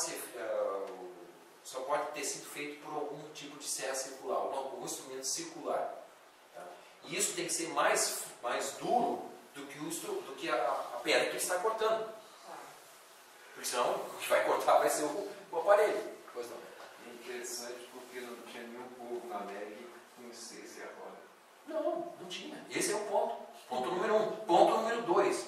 Para você fazer isso daqui, olha, com ferro você era preferido, né? Uma coisa assim, com ferro, afia ferro, coisas desse tipo, né? Mas com ferro você vai levar muito tempo e vai deixar resíduos de ferro. Porque, lógico, você está batendo o ferro, vai ficar o quê? Você vai destruir a parte da rocha, mas parte do ferro também vai ficar, porque né? Os desgastes. Mas você não tem isso. Não se conhecia, nem sequer conhecia o ferro. Teoricamente, a gente vai depois, mas teoricamente o ferro só foi descoberto mais ou menos há 3.000 anos atrás. Complicado. Mas não é só Tiwanaku e Kumakum. A origem dessa pedra? A origem dessa pedra, eu teria que ver agora, mas ela não é local. Acho que, eu não me lembro quantos quilômetros de distância que ela é retirada. Desse caso eu não sei. Eu sei do outro caso que a gente vai falar agora, que é o Lantetano. Mas eu não me lembro onde é que ela é. Exatamente quantos quilômetros, mas ela não é nativa. Ela tem, eu acho, 6 quilômetros, 7, alguma coisa assim. É uma distância razoavelmente pequena, mas para você transportar esse bloco, você tem que ter uma engenharia. São monstros esses blocos, né? São grandes. São toneladas. E aí, quando a gente falar sobre as pirâmides do Egito, a gente vai falar sobre coisas muito mais alarmantes. Mas vamos por partes. Isso daqui, uma das viagens que eu fiz, desculpa falar isso de novo, mas eu tive que falar que é em loco. Eu fui lá e vi isso. Não é uma coisa que eu estou lendo em livro. Sacsayhuamani. Fortaleza de Sacsayhuamani em Cusco. Tá? Tem a cidade de Cusco e logo acima tem a fortaleza, chamada fortaleza. Não se sabe o que é aquilo. Esses foram os incas que construíram. Só que os incas não tinham a menor capacidade de fazer isso, porque por mais que eles acham que os incas eram super desenvolvidos, eles eram primitivos. Eles não tinham escrita, eles não tinham roda, segundo a ideia dele, dos caras. Eles não tinham tecnologia para fazer as coisas. E de repente eles têm blocos, que vai aparecer? Vai aparecer, não sei. Por exemplo, vamos pegar aqui não aparece direito, mas é a fortaleza de Sacsayhuamani aqui atrás, são blocos de aproximadamente, alguns chegam a pesar 100 toneladas. Tem foto minha da sul próximo que aparece perfeitamente recortado, encaixado, pedra do novo. Eu tive que tirar porque eu estava sozinho, então eu quase que nem selfie mesmo, não ficou legal. Né? Quem quiser ver, eu tenho no computador. Então depois a gente vai fazer uma sessão das fotos lá. Mas o interessante são blocos enormes e encaixados absolutamente perfeitamente. E aí você vê um pouquinho mais para cima, né, em cima desses blocos você vê pedras pequenas encaixadas de forma grotesca, só jogadas ali, sem encaixe nenhum. E aí aquilo ali eles dizem, não, isso daqui foram os outros caras que vieram depois e tal. Mas alguns dizem, na verdade, esse mal encaixado são dos incas. Porque isso dá a mesma tecnologia que os incas tinham. E não isso daqui. Isso aqui não pode ter sido feito pelos incas. Bom, enfim. Quando você encontra, por exemplo, essa aqui é chamado um santuário ou o hall de encontro lá dos chefes lá dos incas. Tá? Ele é um círculo e aqui do lado, nas paredes, tem como se fosse um lugar para uma pessoa sentar. Fantástico. Isso não, beleza. Só tem um pequeno problema. Os caras com toda essa tecnologia deixaram essas pedras ali no meio. O que essas pedras estão fazendo no meio de um hall onde as pessoas vão conversar e vão ter reuniões para discutir questões políticas. Imagina, você está lá no Senado ou no Congresso, e no meio do Congresso um monte de pedra lá tirada sem nenhum objetivo. O que isso indica? Que essas pedras não estavam ali, elas foram jogadas ali de alguma forma. Só que as pedras não são pedras pequenas, elas estão jogadas, elas não estão encaixadas, não existe nenhuma simetria, simplesmente estão lá. E a ideia que se tem é que simplesmente essas pedras faziam parte de alguma outra estrutura que foi destruída e por alguma ação, seja através da ação de ondas sonoras ou de água, ou seja o que for, elas são arremessadas e elas caem aqui e ninguém tira daqui. Quem é que vai tirar as pedras daqui se isso aqui não está incomodando ninguém? A não ser que você tenha um tempo muito livre e não tenha que fazer com seu dinheiro, você pode fazer isso. Tá? Agora, o mais interessante é essa daqui. Essa aqui é chamada escada. Só que essa escada, o problema da escada é que ela está de outra cabeça. De um bloco que vai pesar aí 1000 toneladas. É enorme, esse é o tamanho maior que essa sala aqui, esse bloco. E tem uma escada. De cabeça para baixo. Não, alguns dizem, não, isso aqui é se retiraram o material como se fosse uma pedreira. Agora, você é muito inteligente para ver que você não vai tirar pedra de uma coisa lá de cima. Porque vai acontecer o que com essa pedra? Cair na sua cabeça. Aí você pendurado aí para cortar isso aí. Mas o cara de cabeça para baixo. Então, não tem lógica. É muito mais fácil ver que isso aqui fazia parte de algum quebra-cabeça, vamos assim dizer, de um bloco que foi explodido, que foi levado, e aquilo foi rolando e parou de cabeça para baixo. E só exclamando, fora da fortaleza, ali daquela parte, a parte de trás, você vai para trás do muro, está cheio dessas pedras, tudo solto lá. Simplesmente caótico. E a pergunta que se faz é, como que você vai para lá? A não ser que você tenha uma super britadeira. Aqui nós estamos em Ollantaytambo, a quase 2.800. Está na hora. E esse é um templo, eles não sabem o que era, na verdade. Tá? Em Ollantaytambo, então, do lado nós estamos aqui, tem uma planície, aqui tem uma montanha, nós estamos no meio dos Andes. Gente. Aqui tem uma outra planície, e aqui como se fosse a parte da montanha. As duas planícies e a montanha aqui. A foto é de cima. Então, essas pedras de Ollantaytambo, elas foram carregadas de mais ou menos 10 quilômetros, de uma pedreira de 10 quilômetros para lá, na encosta do outro lado da montanha, do vale. Tem um vale, né? Só que tem um outro problema. Existe um rio aqui no meio. As pedras que estão sendo transportadas, que não está aqui os 3 megalitos de Ollantaytambo, que pesam algumas centenas de toneladas, elas, segundo os arqueólogos e historiadores, elas foram tiradas lá da pedreira, transportadas essas 100 e poucas toneladas, tá? Atravessaram o rio, subiram essa encosta de uns 800 metros, morro acima, e colocaram as pedras aqui. São 13 megalitos aqui. Colocaram lá, simples. É como se você pegasse ali, né? Vamos levar, carregou uma caixa lá do outro lado. 100 toneladas não é 10 quilos. Tenta levantar 100 toneladas. Tenta transportar 100 toneladas. Tenta subir ladeira acima 100 toneladas. Arrebentou uma corda, meu amigo. Tentaram fazer isso. Teve um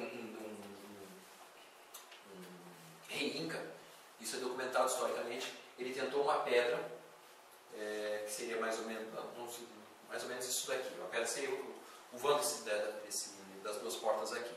Mais ou menos um pouco menor que isso. Imagina aqui, né? Essa altura, a largura e a profundidade mais ou menos aqui. O registro histórico diz que eles estavam subindo com uma dessas pedras, pequenas, perto dessas de 100 toneladas. Estavam subindo a ladeira. Arrebentou as cordas.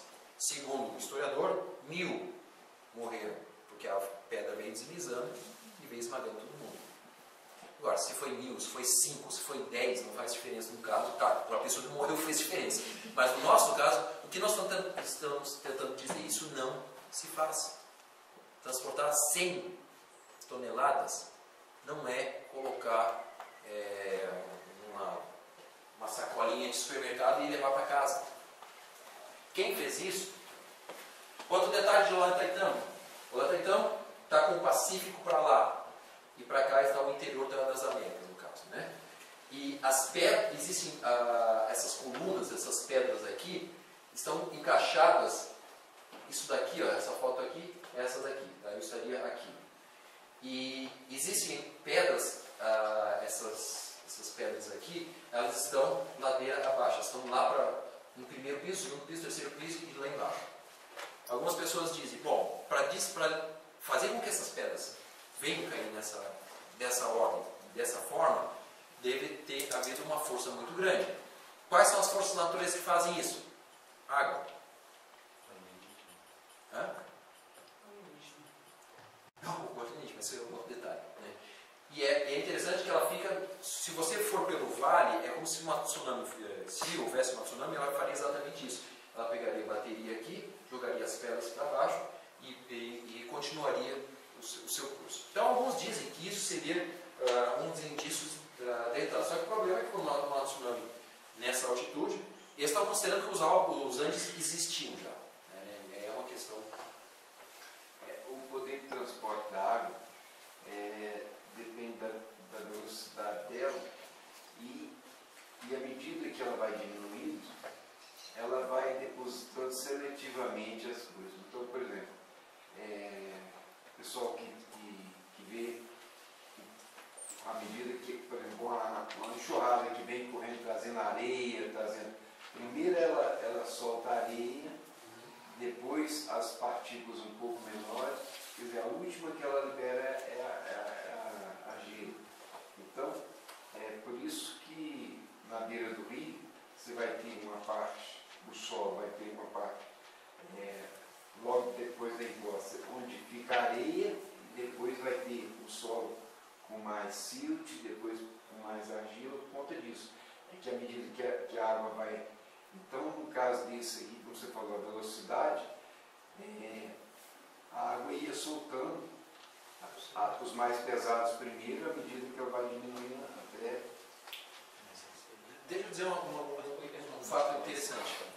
Se eu tiver algum dia, eu fiz essa experiência. Você olha esse granito aqui, basalto, acho que é basalto, enfim.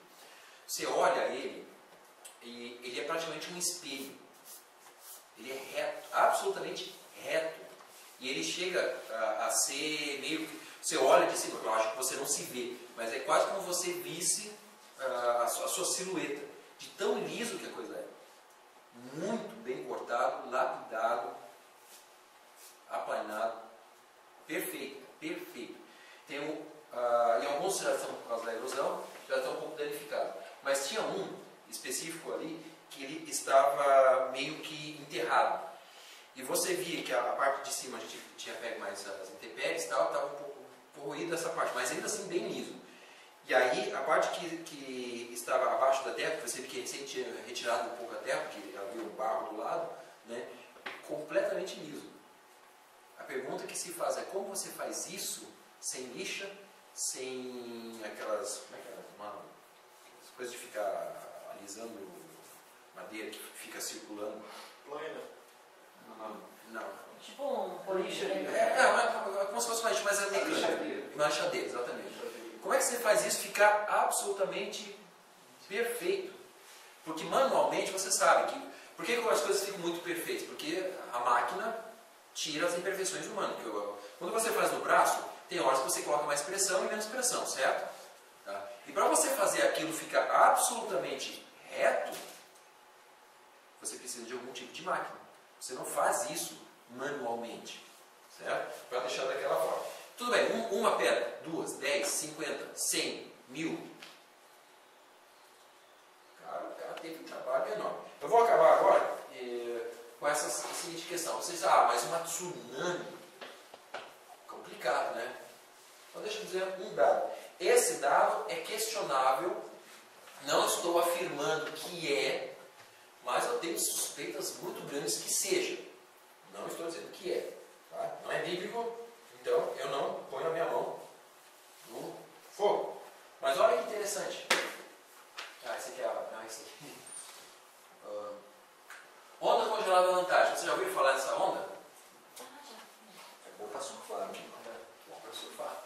Nessa região, Domicile, também conhecido como Domicile, se localiza na Antártida a uma altitude de 3.233 metros. Nós não estamos no nível do mar. Estamos a 3.000.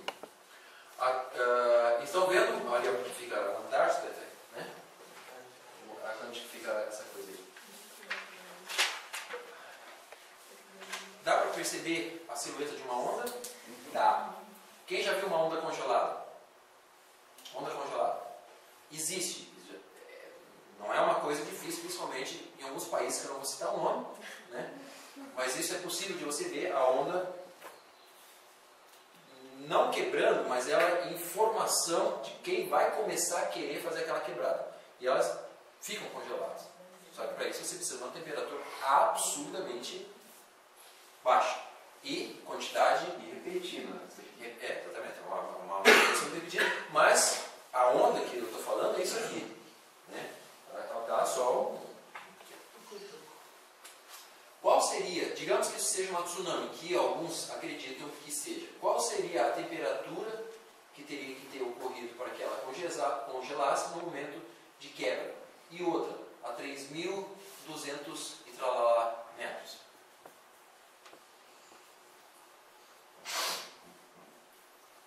Alguns vão dizer que isso não é uma onda, que isso são sedimentos de neves que vão se compactando, virando gelo, aí neva mais, vira gelo e tal. Então é uma outra possibilidade. Tá? Eu só achei estranho, mas enfim. Não estou dizendo que é uma onda, mas é possível que seja. E não iria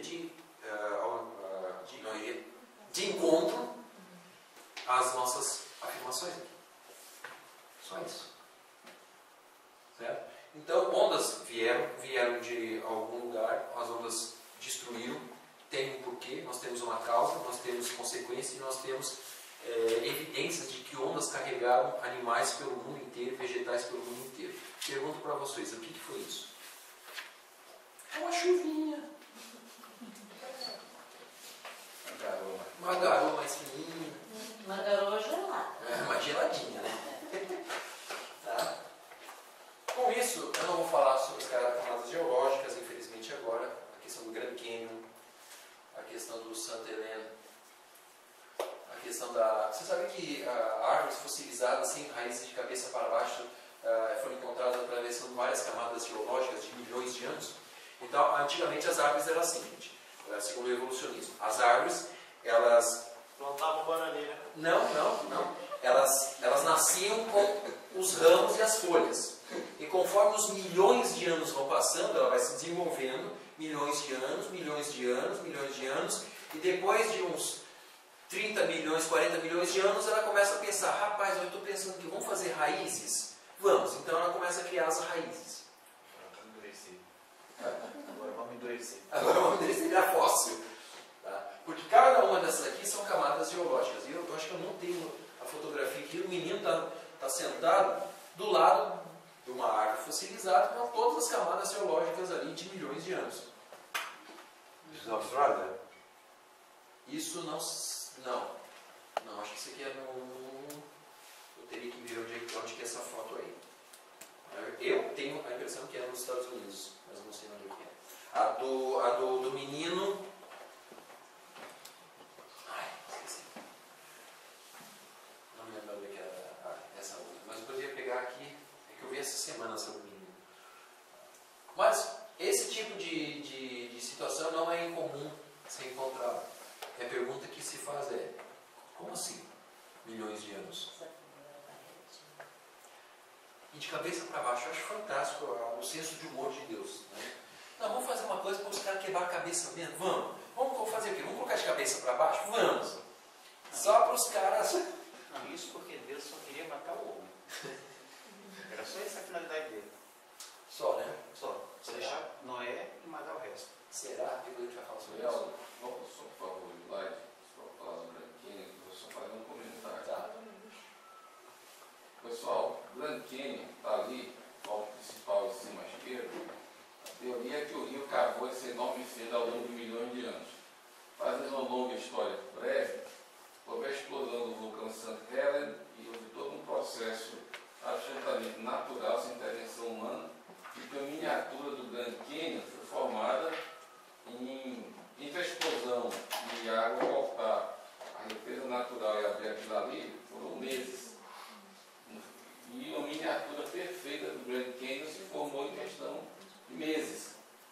E o tempo que ela levou para cortar as camadas foram dias. Então, essa história de que aqui o Grand Canyon, o rio cavou lentamente por milhões de anos, papo furado, e a história vocês podem pesquisar. O mini Grand Canyon se formou a partir da explosão do vulcão St. Helens e se formou assim num período muito curto. E a miniatura perfeita do Grand Canyon. Só para não perder a foto. Tá, não, eu passo sobre isso porque eu ainda já estourou muito tempo aí, o pessoal está com fome e tal. Então tem a questão do carvão e do petróleo, que seria a grande evidência do evolucionismo. bobagem. Hoje já nem se sabe mais do que o petróleo é feito, por exemplo. Se ele é orgânico ou não orgânico. Mas a história do petróleo já é mais um capítulo à parte. Então, eu vou pular isso daqui. Então, cientistas criacionistas, uma breve história da Terra, do Nahor, alguma coisa, não lembro qual é aquele ali, Souza, Sociedade Criacionista Brasileira, que é o cara de cima, ele é brasileiro e tal, né? Por sinal, ele é adventista. Como tudo começou o Adalto Lourenço, e Gênesis 1 e 2. Como eu disse, não concordo com tudo deles, mas enfim. E esse cara aqui, que seria o começo, né, o beginning. Gênesis. Gênesis. O quê? Beginnings. Ah, sim, o Gênesis, eu comecei. Obrigado. Ele comprovou a camada geológica se forma em questões de dias. E esse é um problema enorme, adventista também. Esse é um problema enorme. Por quê? Porque os evolucionistas vão dizer, as camadas se formam ao longo de milhões de anos. Qual a evidência que você tem científica?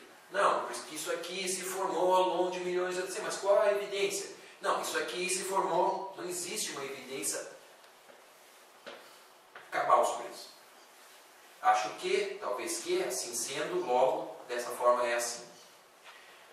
Esse cara, ele foi para o laboratório e disse, vamos fazer uma experiência? Vamos pegar areia, vamos pegar barra, vamos pegar um monte de coisa aí, jogar tudo dentro de um sistema e jogar água lá. E vamos ver como que a água, através dos dias e movimentações que ele está reproduzindo as marés e a rotação da Terra, como que esses sedimentos vão se colocar. Tenta adivinhar qual foi a ordem que deu. Exatamente as mesmas da camada geológica, em dias. E aí eu pergunto para vocês, o que é ciência? Acho que talvez que me disseram que eu li que, ou um cara que vai lá, pega, mostra e diz, e aí? Então as camadas geológicas hoje é bobagem ficar falando sobre isso, porque realmente ela não tem nenhuma base. Só que o cara lá da geologia, o cara que está estudando, os estudantes nas nossas universidades queridas e maravilhosas não vão saber disso. Nunca vai ser falado o nome desse cara aqui. Tá? Outra coisa, os caras da geologia, os caras sabem que existia uma catástrofe, que mudou muita coisa, etc e tal, só que eles não podem ficar falando isso. Eu posso passar um documentário de como as ciências, os níveis acadêmicos, eles estão perseguindo pessoas que discordam, não são nem cristãos, não é questão de cristão ou não cristão. Discordou, você perdeu o seu emprego. Os caras fazem pressão para você continuar dentro daquela seita. Assim, eu achei engraçado, né? O dinossauro. Era hoje? Eu estive atrasado. Parece brasileiro, né? Oxi, era hoje? Como morreram os dinossauros? Depois que os dinossauros acabaram com a comida no planeta, eles começaram a cavar bem fundo para tentar achar comida. Infelizmente, eles ficaram presos em seus buracos e é por isso que hoje achamos seus esqueletos enterrados debaixo da terra. Bom, agora expliquei por que estão naquelas camadas, né? Eles começaram a cavar. Aquelas mãozinhas.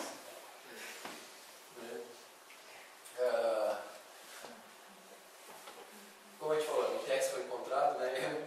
Um cara disse o seguinte, certo evolucionista comentou o seguinte, se encontramos tais pegadas de homem numa camada do Jurássico, significa que existiu dinossauro com pés humanos. Olha o pezinho duro. Diz que tem um pé humano, então naquela época só podia ter tido um dinossauro com esse tipo de... Né?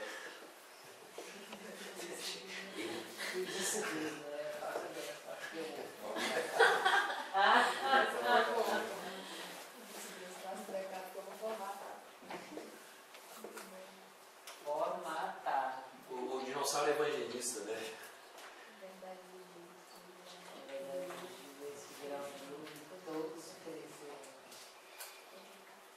Esse aí evangelizou e não deu nada. Babaca. Engraçado que a gente só poderia trocar os personagens hoje por seres humanos, né? O mesmo tipo de situação. Outras questões que nós não vamos abordar. O sal da terra, sal do mar, petróleo e carvão, de onde vem, fósseis, como eles e onde são encontrados. Se eu te falar um pouquinho só. Dilúvio, apenas uma chuvinha de 40 dias. Qual a relação entre a devastação no Peru, México e México com o dilúvio?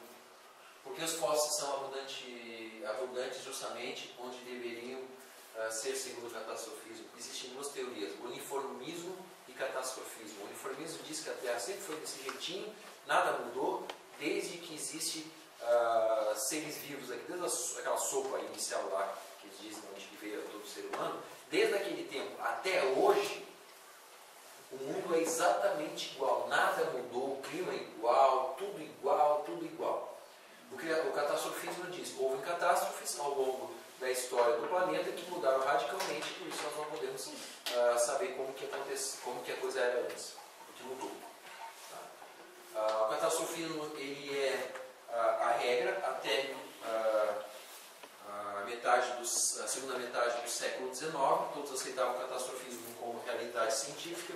A partir das ideias evolucionistas, eles trocaram isso por outras ideias do uniformismo. O uniformismo não consegue se sustentar, porque se descobriu que houveram várias catástrofes que mudaram o clima drasticamente, então eles dizem que eventualmente, algumas vezes, aconteceu algumas coisinhas, mas que não foi tão sério assim. Não sei, eu tenho a impressão de que aconteceu uma coisa muito séria. Tenho a impressão. Não sei se você sair daqui com essa impressão ou se você sair daqui com fome. Muito bem, perguntas, dúvidas, questionamentos, ideias, hora do almoço? Uma colocação só. Na cidade de Chicago, nos Estados Unidos, quando antigamente usava mais carvão mineral para aquecer coisa e tal, encontraram numa camada de carvão mineral um colar de ouro. Agora me diga como é que um colar de ouro veio parar dentro de uma camada de carvão mineral.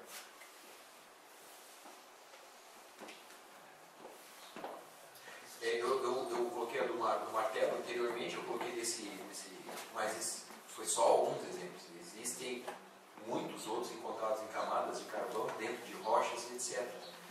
Como que isso foi para lá? Mais ou menos a ideia é a seguinte, né? O cara pegou uma rocha, furou a rocha exatamente do jeito que ele queria que fosse formado aquele prato lá dentro. Aí ele derramou o líquido lá que ele queria que tomasse aquela forma. Depois ele, de alguma forma, fez um desenho naquela forma e depois tapou com pedra. Senhor da evolução, essa é uma boa explicação. Ou esse material foi envolvido por algum tipo de magma, etc., que veio de alguma catástrofe, que aí vão ter que explicar da onde veio essa catástrofe. Porque o magma não consumiu o objeto. Pessoal, deixa eu então propor aqui um encaminhamento. Próxima